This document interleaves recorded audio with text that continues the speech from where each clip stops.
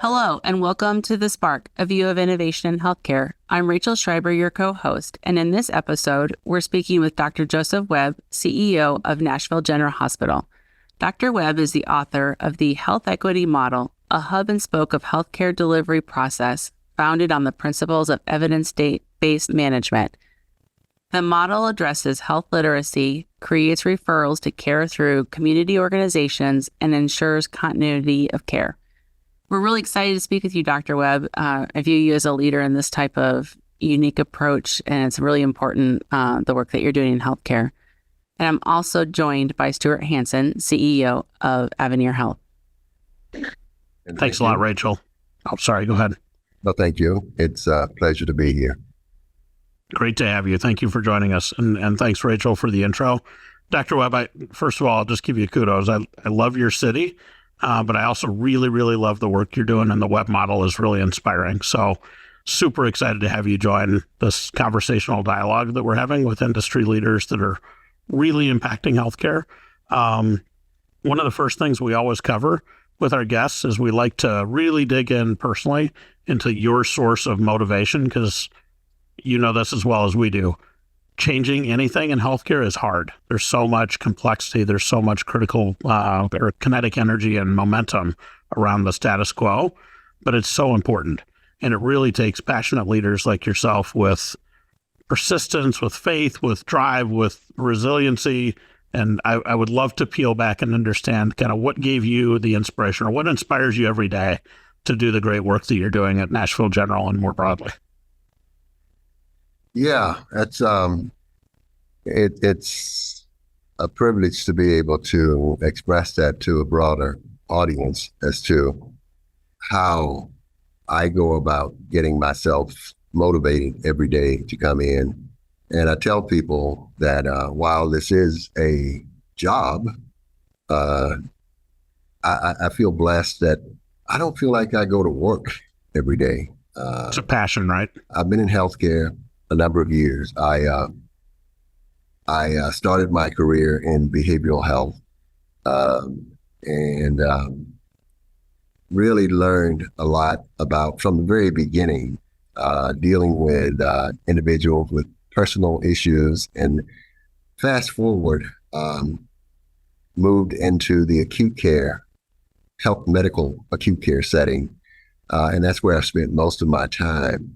But those first few years in behavioral health really gave me a good platform for understanding, human behavior and some of the issues that we don't see because they're not as tangible, such as diabetes or congestive heart failure or COPD or some of the other more traditional type medical conditions that you use medication to care for. Mm-hmm. Health is somewhat of a tricky thing. It's a complete physical, mental, and emotional state of well-being, and not just the absence of disease or infirmity. And that's a World Health Organization definition from 1946. Wow. So it's a long time. Yeah. As we look at that, and we understand that, healthcare is the connection to our health. Without our health, not much else is going to matter. And so as we think about that, the issue of health equity and the health disparities that we hear so much about, and they oftentimes are just kind of catchphrases, or kind of the phrase of the month, and you see it all over the place. We're gonna improve health equity. We're going to eliminate health disparities. Well, it's not the easiest thing in the world to do. You got to understand what you're dealing with. So going back to the early 1990s, late 1980s, this issue of social determinants of health was really being researched heavily, probably before that, but really started to come to the surface around that time. And then health disparities. And there was a determination that there is a real disproportionate impact on certain individuals, particularly people of color and marginalized populations. They tended to have worse outcomes. And when you drill down into that and you see some of the reasons for that, it is so multifactorial that it raises the level of complexity that is not a one fix kind of deal. You really got to understand the complexities of what creates a lifespan for an African American compared to the lifespan of a white individual. So when you're seeing that type of disparity and you drill down into that and you look at what are some of the social determinants of health and drive that. And the thing about social determinants of health, which are identified as areas such as access to healthcare, access to education and education attainment, access to a job, where you live, work, play, grow. All of those elements will determine your lifespan. Yeah. And honestly, this is also true among homogeneous cultures and populations, where even if and there was a study called the Whitehall studies that was done back in the 70s, and then subsequent to that, Whitehall 2 studies, but it showed that even a homogeneous population in England, I believe, where the individuals that were of the lower socioeconomic status experienced more chronic conditions, even though they were of the same race. And there was just that difference in the socioeconomic status that caused them to experience more chronic conditions. And so if you apply that to the United States, where you have kind of this melting pot of different races and ethnicities, some tend to struggle with more of those social determinants of health being prevalent in their lives than others. So you can imagine if it happens with a more homogeneous population, what that heterogeneous population is going to look like when you separate those groups with those social determinants of health. So that research was done, and it was determined that particularly among African Americans, health disparities were creating lots of issues and concerns. And it was something that I became very concerned about early on, and only to find out that a lot of the things that were contributing to those were within the control of the individuals that were experiencing them. So things like behavior, lifestyle, and the social settings, and so the statistics show that 20% of your health outcome is actually related to health care, medical care itself. Yeah. And the other 80% has more to do with the lifestyle, behaviors, and other issues that are choices to a large degree. So we try to fast forward. What we do is we focus on the chronic care model of healthcare delivery at Nashville General Hospital. Yeah. It is a model that was created by a gentleman by the name of Ed Wagner from the McCall Institute some years ago, and it is still very relevant to conditions today, because what it does is it focuses on continuously caring for those chronic conditions and preventing them wherever possible, but certainly constantly monitoring those so that individuals, for instance, that might be prone to be diabetic or hypertensive have the level of care that prevents them from getting into crisis, or if they have social issues or economic issues, the community resources is a component of the chronic care model. Mm-hmm. Policy is a component of the chronic care model. And so if you build a system that basically supports that model, there are 6 components of that model. If you build a system that basically supports those 6 components, then you essentially created a model that is capable of addressing the chronic conditions of a population, which tends to drive the mortality and morbidity within that population. So that's what we've done. And the motivation, actually, I would go back to, came from getting an understanding from the research, the national research that was done on health disparities and what are some of the causal factors. That was intriguing to me. And so early on, I started working with faith-based communities because, in my opinion, particularly African Americans, and the science will show that there are certain populations that rely heavily on their faith-based organizations in order to get their needs met, whether it's social, economic, emotional, psychological, whatever it is. Certain populations rely heavily on their faith-based organizations and their faith-based leaders. African Americans are among the highest.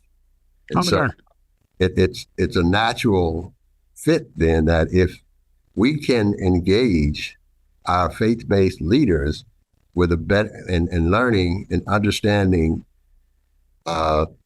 more comprehensively the impact of these social conditions and these issues that create these health disparities, and how we can help to mitigate those conditions, then it will create a downstream effect that will be more tolerable and will enhance the lives, the mortality and morbidity of that population.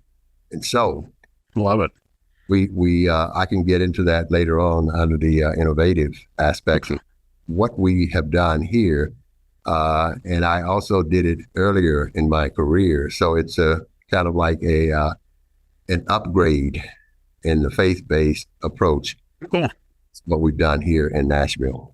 Well, hey, listen, I love that was an amazing answer. I love the depth and the breadth of the source of your passion. I think, the mental behavioral health component being kind of the original foundation, but blending in all the social determinants, which are still, as you well know, major topics, major challenges that, large systems, large healthcare providers, small healthcare providers, everybody in between are still struggling with how to best address that. So I love the fact that you've kind of blended all that together with the faith-based, perseverance that you've brought to what you're doing in Nashville. And I love the proactive, healthcare model of, wellness care and the focus on what else you can do. Just as a side note, we did an interview a few podcasts ago with a company CEO who's helping solve the medical transport problem for those individuals that have access challenges. And it was a really enlightening discussion for us. So I'd be happy to connect you with that CEO if that'd be helpful. Great guy. But let's take it a level deeper. Would love to hear kind of what are the innovative things that you're really focused on and really enthusiastic about, and how have you guys brought that stuff to your community? Okay, so as I talked about the faith-based initiative, I'm going to start with that one because from an innovative standpoint, we have created a 501c3 structure for what is now membership of 108 congregations. It's called the Congregational Health and Education Network, CHIN. In order to improve on health equity for a population, you must first change make the distribution of the social determinants of health more equitable, because the social determinants are causal factors for health disparities, right? Yeah. If you change those and shift it so that the social determinants now are more equitable across the entire population, then you don't have those who are disproportionately affected, right? So you pick out that disproportionate effect. Yeah. Now, in order to do that, we looked at, as I rebounded from my first endeavor with a faith-based initiative, what is the number one variable in the social determinants of health that can actually impact the others at a higher level? In other words, has the strongest correlation with the other social determinants of health. If you're looking at access to healthcare, access to transportation, access to housing, access to food, access to education attainment, it would be education.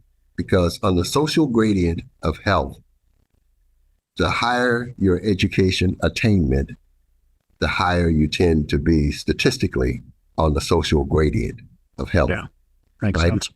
So if I target then your education attainment, which is one of the elements of CHIN, right? Targeting education attainment, creating opportunities for individuals, cohort groups to improve their education attainment, then we can move a cohort group across the continuum to a different place on the social gradient of health, right?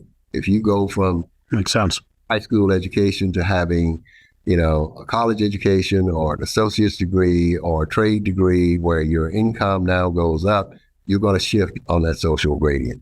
That has the potential to change all of the other variables that are considered social determinants of health. Now you're at a better place. You can start to make some better decisions. It's not a cure-all, because with that has to come other things, such as under CHIN, the other aspects of CHIN, health literacy. I already mentioned education attainment, health literacy, and access to healthcare, right? And providing support for those member institutions, right? Those are the four components of CHIN. And so that's the effect there. We're doing some major projects right now as we speak with our CHIN, or they're connected through our community care team, which is the hospital-based caregivers. They're connected to the CHIN organizations. They go into the community. Yes.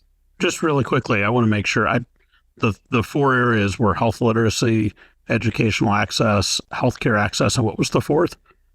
Supporting the member organizations. Gotcha. Yeah, sorry. I didn't want that to be lost on our audience or me, so thank you for repeating that. Okay. And so that's what we're doing with our CHIN organization, is getting into the community through our community care team, which is the element within the hospital that has the behavioral health initiatives and resources, the nurse practitioner resources, the dietitian resources. So all of those are aligned within our clinical environment, and that's where these individuals are able to go to receive their care. So when they come in to receive their care, for instance, if it's a diabetic patient, there are diabetic groups that they will be a part of. they learn about their disease condition. They learn how to eat. They learn how. And I was talking to one patient one day, and I asked him what he'd learned about his condition. He said, "I've certainly learned not to go around kicking things because I have diabetes, and if I get a cut, then it could get infected." And so, it was obvious that he was learning about his condition, and so that's long story short, just that educational aspect of connecting that faith-based community to the care team at the hospital, which is where we have a 24-hour, 7-day-a-week emergency room and all of the major specialties we have, and to the model, the Webb model that was mentioned on the front end, the hub and spoke model. Mm-hmm. We have 5 clinics, ambulatory clinics around the city that are access points for our patient population. And each one of them, when they're not in the doctor's office or in the hospital, which is, we try to minimize individuals having to be in front of caregivers, because the best care you're going to get is the care you're going to give to yourself, right? And try to educate them on that. So it is a way of making sure that these individuals do not get into crisis. The main thing is, if you're diabetic or if you're hypertensive, you can get into, hypertensive crisis, cardiovascular crisis, or you can get into diabetic crisis. You can end up spending time in the ICU, emergency room, and in these areas where the avoidable approach is these individuals have regular appointments with providers. So you can scale and schedule those activities. And at the same time, what you're basically doing is avoiding helping those individuals avoid getting into crisis by making sure that their A1C is being checked, their blood pressure is being checked, and all of those indicators are being checked regularly, and their medications are prescribed properly. Sounds really holistic, and I absolutely. I appreciate it's a basic premise of root cause analysis, but one that's not done often in healthcare, right? You're actually really trying to understand what are the root causes and how do you, because I would assume making a really minor tweak in the root cause can have dramatic impact on the end results. Okay. Are you guys have you been able to measure and actually track some of the success of these programs? I got to imagine it's going to be gigantic improvements. Yeah, we're constantly looking at opportunities for measuring, tracking, and producing information to our audiences and the public on how these outcomes are beneficial to the population. And by the way, our hospital, while we are a public hospital, we'll celebrate 134 years next week. Congrats! Happy birthday! Thank you. The population of patients that we serve is actually over 60% paying patients. Wow. Because if you're going to remain viable, fiscally, financially viable in healthcare in this day and age, you've got to be able to attract everyone. Right. By the natural ratio of the population of our city and our county, there are actually more insured people here than not. It's not an indigent city. Therefore, if you're attracting from the natural population, then your healthcare quality is excellent, then you're going to be able to attract more, obviously, from the larger population. Now, the food pharmacy is the other innovation, and you got to hear about that. I don't know if you guys have gotten any insight into. Now, tell me, you got me intrigued by food pharmacy, because access to food is a big issue in a lot of these social determinant challenged areas. Absolutely. Food insecurity is a major challenge for our country, for the world, actually. Yeah. So based on food insecurity being so prevalent in most areas, we created what is called the food pharmacy. I spent a number of years serving on the board of a food bank, a regional food bank that covered 3 states, delivered roughly around 20 million pounds of food a year. But one of the things that I had a curiosity about was, if you're giving someone food, what is the quality from a health content of that food? Are you giving them that food to fill their belly, or are you giving them that food as medicine? So food is medicine. That's been around for hundreds and hundreds of years. Yeah. And there's an old adage that you should eat your food as medicine, or you will eat your medicine as food. Clever. Yeah, I had not heard the term food pharmacy before. I love that idea. So the food pharmacy is structured this way. An individual comes into the hospital, and every entry point of the hospital, they are administered a food insecurity survey. If you test positive on that survey, then that information is submitted into your record, and it goes to your physician, your provider, and that provider will write a prescription that will be passed along to the care team. That individual should receive food, and this is the type of food that they will receive. It will identify their condition, if they're hypertensive, or if they are congestive heart failure, or if they're diabetic. And also, we have a cancer center here that is actually the second oldest in the region. It's about 84 years old. And we found that our patients who receive chemotherapy and medications for cancer, when they lose weight, as you know, you have to be removed from your treatment regime until you can get your weight. You have to keep your weight at a certain level in order to tolerate the treatment. And so with our patients, they never experience that, because if they are food insecure, we have an area of our food pharmacy, which is a physical location that's set up like a grocery store with coolers for fresh fruits and vegetables and shelf-stable products. And then we have the high caloric products for our cancer patients.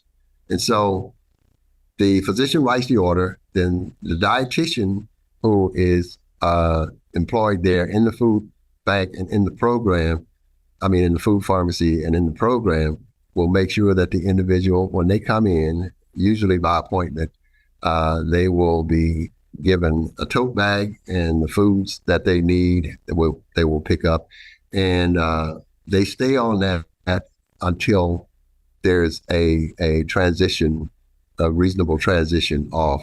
But otherwise, we don't kick them off. The way we see it is that if you're struggling with food insecurity, then you're likely to get whatever foods you can for you and your family to eat. For sure. Oftentimes, that food will contribute to your disease process, which means you're going to need to consume more medical care. And that's not what we want you to have to do. We want you to be healthier. Then you don't have to consume that, because that can also contribute to getting you into medical crisis, particularly if you're diabetic or if you're hyper, right? That's awesome. Yeah. It's something that we don't appreciate as much in healthcare. And I've been in healthcare leadership a lot of years. We don't appreciate it as much. It's called cost avoidance. Mm-hmm. We tend to look at the actual cost. Yeah. How do you fund such a great food service? Right, well, you fund it because you're avoiding all the medical consumption on the back end, right? There you go. You're a quick study. So don't say that, but thank you. But that's absolute truth. It's very cool. And that's the logic behind what we're doing. And so we keep people out of the hospital, but they're in our ambulatory setting and they're following up on their visits. and we're tracking their A1C, we're tracking their blood pressure, we're making sure. And then there's the 340B program, which is a federal program. You might have heard of 340B. It's a designation for pharmaceuticals that pharma participates in, that allows hospitals that are designated and other entities that are designated 340B programs to give medications to their patient population that might be underserved at a much reduced price. And so that helps too. And you can imagine, even from a behavioral standpoint, that's also very beneficial. That's amazing.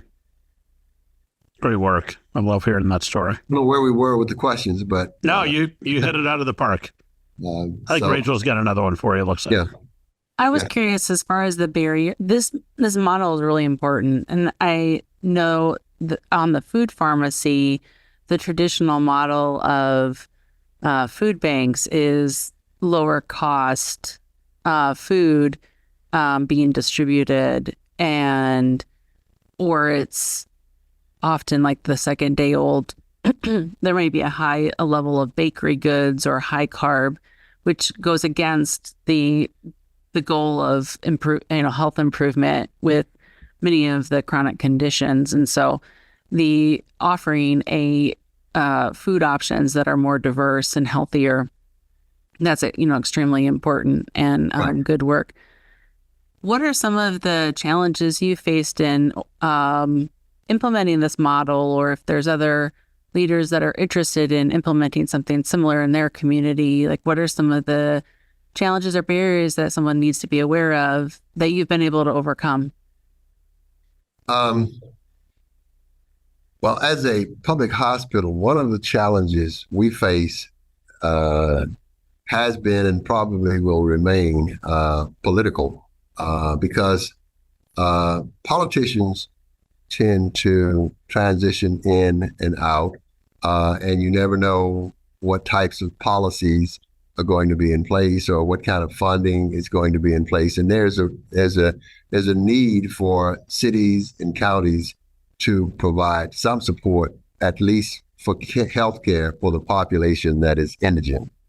And that's how we address that here. We only request some support and resources for that population. Now, as far as resources like for the food pharmacy, that is something that, we have a dietary here, so we have a food sourcing division that we can purchase. There's also Second Harvest, which is a major food bank here that we are able to get food through that resource on a much lower cost. Now, the key here is that, again, 5 to 7% or 5 to 10% of your population will consume 60 to 70% of your resources. That's something that most leaders, healthcare leaders, don't really factor in to their care delivery. And that, again, speaks to the cost avoidance. Now, what you have to do is you've got to risk stratify that patient population so that you can get your finger on the pulse of the individuals that are high risk, and you can get their matters, their situations under control. And that can be sometimes a very arduous challenge in getting your arms around, because what you're going to find is you're going to have comorbidities. We talked about behavioral health, and that's going to always be one of the major causal factors. In addition to that, hypertensive, the congestive heart failure, the COPD. But when you combine all of that with maybe some kind of chemical dependency or some kind of abuse of some chemical, and then the behavioral health challenge, you have what is considered to be a high-risk individual. Now, you've got to really focus some resources on that individual to get them.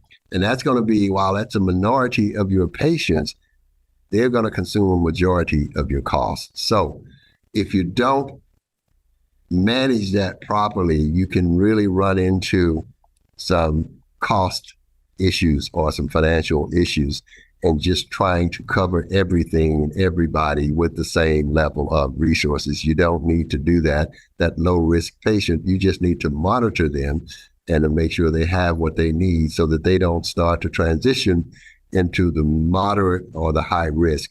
So it's a risk stratification balancing act that you have to know, and there are tools that help you to do that. So you don't have to just do that on paper. There are methods that you can do that are more scientifically based, and it helps you to be more effective, to more accurate with tracking your outcomes and who falls into each one of those categories. I've got dozens more questions we could go into. I know we're quickly running out of time, but that's really great advice and really insightful and inspiring. Go ahead, Rachel. Sorry. So as a wrap up, what key phrase describes the vision of what you're creating? Now, that's a great question. And it is the science of healthcare delivery. Yeah. The science of healthcare delivery. And the reason it is, I refer to it, and my team refers to it as the science of healthcare delivery, is because all of our models are evidence-based. Models of care that we use here, our strategic goal is evidence-based. It is the triple aim. So it is to improve the experience, improve the outcome, and to improve on the cost per capita. That is the triple aim. We utilize the chronic care model, and the chronic care model is supported by patient-centered care model and the patient-centered specialty practice model, PCH and PCSP. And those are both operational models that support the chronic care model. And I always say that they operationalize the chronic care model. Most don't know that. But if you look at the elements of the chronic care model and look at the elements and the standards of the PCMH and the PCSP, you will see that they align. And if you activate patient-centered medical home, which is your primary care providers, and patient-centered specialty practice, which is your specialty physicians, and the reciprocal referral relationship and how they operate and how other elements and standards operationalize the activities, you essentially see the chronic care model being carried out.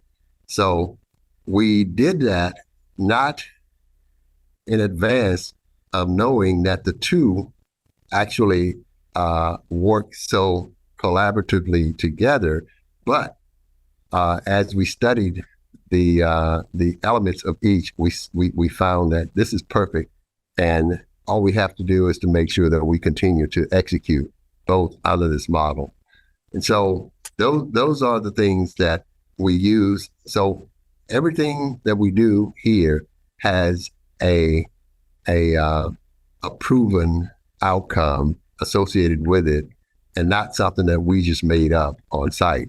It is statistically and scientifically and empirically proven to produce desired outcomes. Wow. And so that is science. It's based on science, right? The science of healthcare. That's great. Not the science of medicine. And medicine's always been based on the science, but the science of healthcare delivery is the phrase that we use to describe the care that we deliver. That's really good. Well, I really appreciate the time that you spent with us to describe the good work that you're doing, and we need more leaders to do that as well. So if our listeners would like to keep up with your thought leadership, they can follow Dr. Webb on LinkedIn and Facebook, and he has a website, drwebb.org. So thank you for joining us today, and keep up the great work. It's inspired what you're doing in the Nashville community and creating a model that can be implemented nationwide.